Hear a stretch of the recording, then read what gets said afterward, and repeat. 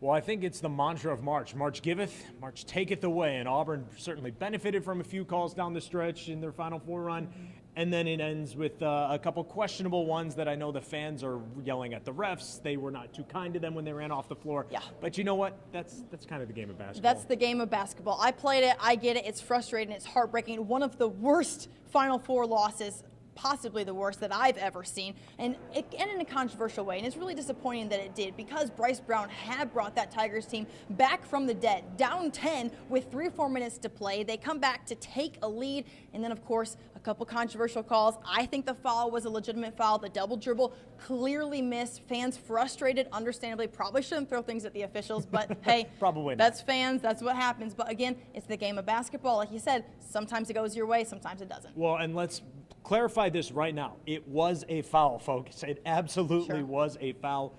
It's awful that such a good game that was so close in the Final Four had to come down to an official's decision. You know what? They're doomed if they do. They're doomed if they don't. Yep. But what really stuck out to me after this one was the Auburn players in the locker room didn't point fingers at the officials. They said, hey, at the end of the day, we did not play our best when it mattered most.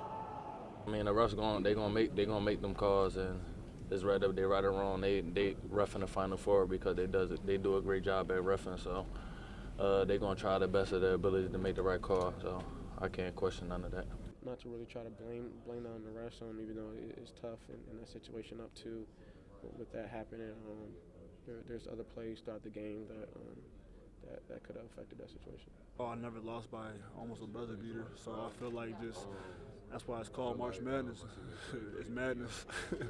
And I know everyone's going to point to the officials as the reason that Auburn lost the game, but let's talk about how about those wide open backdoor cuts that Virginia had in the first half, or the fact Auburn didn't shoot the 3-ball exceptionally well. They turned it over a bunch of times. If you don't want the officials to blow a call, don't put the game in the officials' hands in the first place. You're certainly right. I mean, Auburn averages way more points per half than we saw in this game. They only scored 31 in the first half. The 3-ball was not falling. Now, could part of that been they're playing in a football stadium that's turned into a basketball arena? I never liked that. I'm not a fan of it. But hey, that's what the NCAA chooses to do. That's the way the dice rolls. You got to hit your shots, and they didn't. They know that. I think that's why they took responsibility. They tried to come back in the game. At the end of the day, the ball did not roll their way. Disappointing, but still so much to look forward to for this Auburn team. I think it's easy to forget that at the end of the year, only one team's going to be happy because only one team gets to win the national championship. Hey, Auburn was one of the Final Four teams. I think that's something to hang your hat on here in 2019. Chris?